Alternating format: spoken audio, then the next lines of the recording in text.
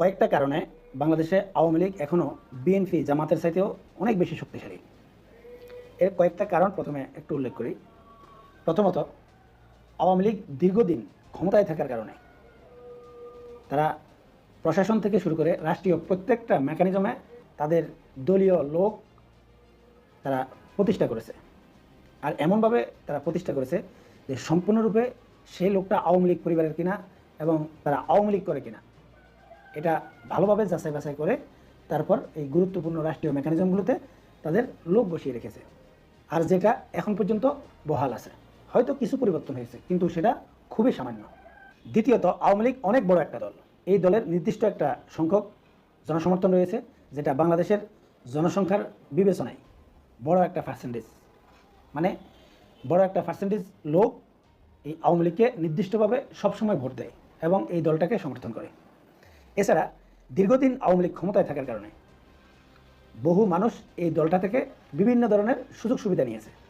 এখন এই দলটা থেকে যেসব লোকগুলো বিভিন্ন রকম সুযোগ সুবিধা নিয়েছে, এই লোকগুলো এবং এই পরিবারগুলো আওয়ামী লীগের প্রতি একটা সফট কর্নার থাকবে, এটা স্বাভাবিক। তৃতীয়ত, এই গণ অভ্যুত্থানের পর ডক্টর ইউনূস সরকারের নেতৃত্বে যেই সরকারটা গঠিত হয়েছে, এই সরকারটা বাস্তবিক অর্থে গণ অভ্যুত্থানের সরকার অথবা বিপ্লবী সরকার না। মানে এই বিপ্লবকে বা এই গণ অভ্যুত্থানকে অন্তরে ধারণ করে এই জাতীয় লোক দিয়ে এই ডক্টর ইউনূস সরকারের যেই উপদেষ্টারা বা এই সরকারটা গঠিত হয়নি। যেমন উদাহরণ হিসেবে আপনাদেরকে বলি, এই যে একটা বিপ্লব বা একটা গণ অভ্যুত্থান সংগঠিত করতে যারা রাস্তায় নেমেছে বা এই আন্দোলনে যারা শরিক হয়েছে, তারা মৃত্যু ভয়কে উপেক্ষা করে তারপর আন্দোলনে নেমেছিল। কিন্তু আপনি ডক্টর ইউনূস সরকারের যেই উপদেষ্টারা রয়েছে বা এই সরকারটা যে গঠিত হয়েছে, ম্যাক্সিমাম লোক কারা? ম্যাক্সিমাম লোক হচ্ছে এই গণ অভ্যুত্থানের সাথে সরাসরি যাদের সম্পর্ক নেই। মানে অরাজনৈতিকভাবে যেই লোকগুলো আছে, যারা রাজনীতি পছন্দ করে না বা ভীতু প্রকৃতির যেই লোকগুলো রয়েছে, যাদেরকে আমরা সুশীল বলি, এই সুশীল সমাজকে দিয়ে এই সরকারটা গঠিত হয়েছে। এছাড়া আপনারা হয়তো ডক্টর ইউনূসকে অনেক বড় প্রভাবশালী, অনেক শক্তিশালী, আন্তর্জাতিকভাবে অনেক সম্মানিত লোক মনে করতে পারেন, কিন্তু বাস্তবতা হচ্ছে রাজনীতি এবং ব্যবসা ভিন্ন জিনিস।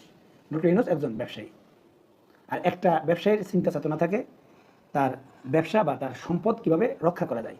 যেমন বাংলাদেশে যেই তিনটা শ্রেণীর লোক রয়েছে, মধ্যবিত্ত, নিম্ন আয়ের মানুষ এবং উচ্চ আয়ের মানুষ, বা যারা এই ব্যবসায়ী শ্রেণীর লোক, তারাই কিন্তু উচ্চ আয়ের মানুষ থাকে। আপনি যদি গরিবকে যদি ধ্বংস করতে হয়, তাহলে তার কর্মটা কেড়ে নেন, সে অটোমেটিক ধ্বংস হয়ে যাবে। আর মধ্যবিত্ত যারা রয়েছে তাদের সম্মান যদি নষ্ট করতে পারেন, তাহলে তারা ধ্বংস। আর উচ্চ আয়ের মানুষ বা ধনী শ্রেণীর যে মানুষগুলো রয়েছে বা ব্যবসায়ীরা রয়েছে, এদের সম্পদ যদি ধ্বংস করা যায় তাহলে তারা শেষ। ধনী লোক কখনো সম্মানের চিন্তা করে না, আর মধ্যবিত্তরা সম্মান বাঁচানোর জন্য সে সব কিছু করতে পারে। আর দরিদ্র মানুষ তার কর্ম ঠিক রাখার জন্য সে সব কিছু করতে পারে, কারণ তার কর্ম চলে গেলে তার স্ত্রী, সন্তান, পরিবার চলবে না। অতএব তার কাছে সেটা সবচাইতে বেশি গুরুত্বপূর্ণ। তাই বাংলাদেশে যারা বড় বড় ব্যবসায়ীরা রয়েছে, এই ব্যবসায়ীদের মূল টার্গেটটা হচ্ছে তাদের ব্যবসা যাতে ঠিক থাকা এবং তাদের যে সম্পদ রয়েছে এই সম্পদের সুরক্ষা নিশ্চিত করা। তাই আপনারা নিশ্চয়ই জানেন যে ডক্টর ইউনূস একজন ব্যবসায়ী। এখন ডক্টর ইউনূস যতগুলো কাজ করবে, সে কাজ করার আগে চিন্তা করবে তার ব্যবসার ভবিষ্যৎ এবং তার যে ব্যবসা প্রতিষ্ঠানগুলো রয়েছে এটার ভবিষ্যৎ কী হবে, এটা চিন্তা করে সে সবসময় কাজ করবে।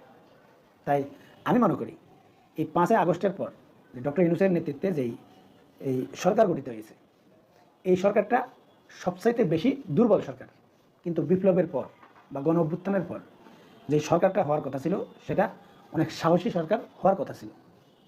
আর এই কারণে এই যে সংস্কার থেকে শুরু করে নানা রকম মুখরোচক যেসব কল্পকাহিনী আপনারা শুনেছিলেন এবং অনেকে যেসব স্বপ্ন দেখেছিল যে নতুন এক বাংলাদেশ, নতুন এক রাজনীতির পরিস্থিতি এবং অনেক কিছু পরিবর্তন হয়ে যাওয়ার কথা, এগুলোর কিছু হয়নি এবং কিছু হবেও না। কারণ এই যে বর্তমান সরকারের যারা উপদেষ্টারা রয়েছে, এরা সাহসিকতার সাথে তারা কোনো কিছু করতে পারবে না। কারণ হচ্ছে তারা যখন এই সরকার থেকে চলে যাবে বা নির্বাচনটা যখন হয়ে যাবে, তাদের খবর কে রাখবে? তাদের নিরাপত্তা, তাদের যেই পরিবার পরিজন রয়েছে, তারা সেগুলো নিয়ে চিন্তা করে। তাই তারা সব কিছুতে ব্যালেন্স রাখার চেষ্টা করে এবং ব্যালেন্স রাখার চেষ্টাও করবে। এমনকি আপনারা একটু লক্ষ্য করলে বুঝবেন যে এই সরকারের ম্যাক্সিমাম উপদেষ্টারা মনে করে যে আগামী নির্বাচনে বিএনপি ক্ষমতায় আসতে যাচ্ছে, তাই বিএনপির সাথে সুসম্পর্ক তৈরি করার জন্য এবং বিএনপিকে খুশি রাখার জন্য, এবং বিএনপি ক্ষমতায় যাওয়ার পর তাদের সুরক্ষা কে দিবে? বিএনপি দিবে। অতএব তারা নিজেদের সুরক্ষার জন্য তারা এই নিশ্চয়তা চায় যে পরবর্তীতে যারা ক্ষমতায় থাকবে তাদের যাতে সুনজরে থাকতে পারে, এবং এই পরবর্তী ক্ষমতাসীন দল যাতে তাদেরকে এই নিরাপত্তা দেয়।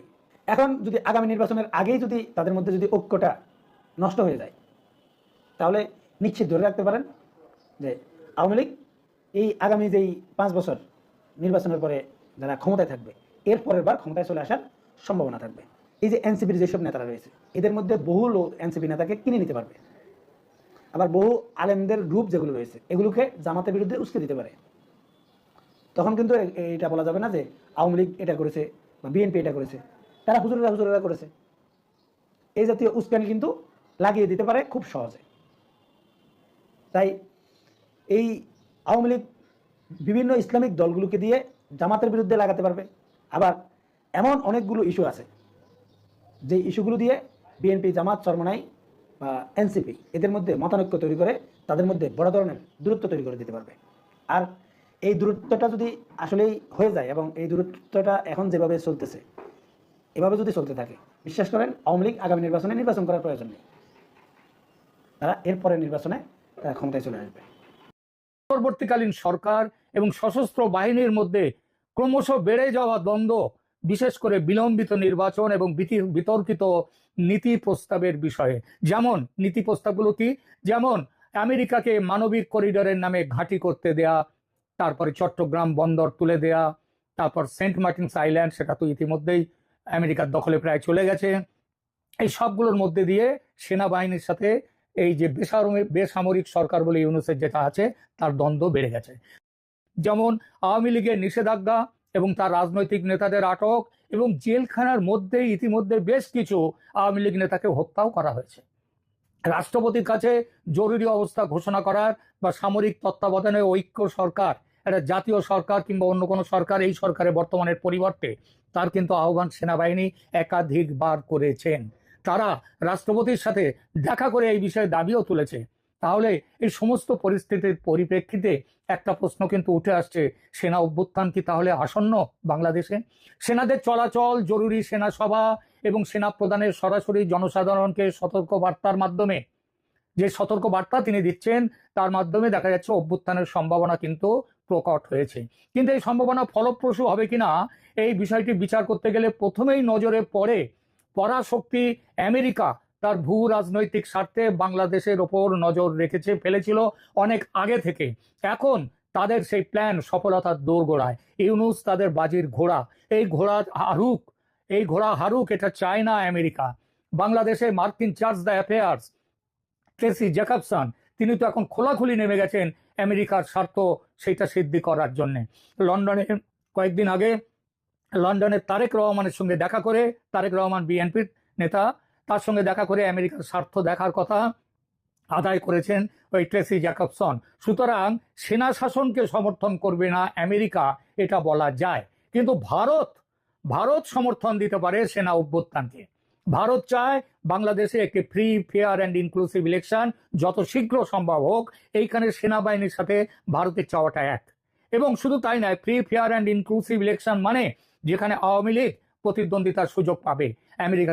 আমেরিকা এটা করতে দেবে না, কারণ আমেরিকা জানে মুজিব কন্যা আমেরিকার হাতের পুতুল হবেন না। আমেরিকা ইউনুসকে রাখবে, প্রয়োজন হলে তারেক রহমানকে নিয়ে আসবে, ইউনুসকে রাষ্ট্রপতির জায়গায় নিয়ে যাবে, সেই প্ল্যানটাও রয়েছে আমেরিকার। 5 আগস্টের ঘটনা ঘটতে পেরেছিল অনেকটাই ভারতের ভুলে, ভারতীয় গোয়েন্দা ব্যর্থতায়। ভারত অতিমাত্রায় আত্মসন্তুষ্ট ছিল এই ভেবে যে শেখ হাসিনার বিরুদ্ধে কোটার আন্দোলন একটি ছোটখাটো ব্যাপার, এর পেছনে পশ্চিমা বিশ্বের ষড়যন্ত্রকে গুরুত্ব দেয়নি ভারত। 5 আগস্টের ঘটনা ঘটার পরও ভারত কোনো প্ল্যান তৈরি করেনি। আমেরিকার ভোট আসতে ভেবেছিল বন্ধু ট্রাম্প জিতবে এবং তিনি জিতলে সমাধান হয়ে যাবে বাংলাদেশের সমস্যার। ভারতের সেই ভাবনা এখন কোথায় এসে দাঁড়িয়েছে সেটা দেখুন একবার। কিন্তু বেটার লেট দ্যান নেভার, ভারতের কানে এখন জল ঢুকেছে। প্ল্যান বি, প্ল্যান সি তৈরি করেছে ভারত। প্ল্যান বি অনুযায়ী এই সরকারের বদলে অন্য সরকার নিয়ে আসা, সেটা ন্যাশনাল গভর্নমেন্ট হতে পারে, সেটা কেয়ারটেকার গভর্নমেন্ট হতে পারে, এমনকি আর্মি গভর্নমেন্ট হলেও ভারতের আপত্তি নেই। এবং প্ল্যান সি হলো আওয়ামী লীগের মুক্তি ফৌজ যুদ্ধে নামলে ভারত যুদ্ধে নামলে ভারত তাদের সাহায্যে এগোতেই পারে। শেষ পর্যন্ত উত্তরটা কি দাঁড়ালো তাহলে? দাঁড়ালো এই যে রাজনৈতিক বিচ্যুতি, নিরাপত্তা ভাঙন এবং ক্রমবর্ধমান বেসামরিক অস্থিরতার কারণে আগাম। আশা করি বিষয়টি বুঝতে পেরেছেন।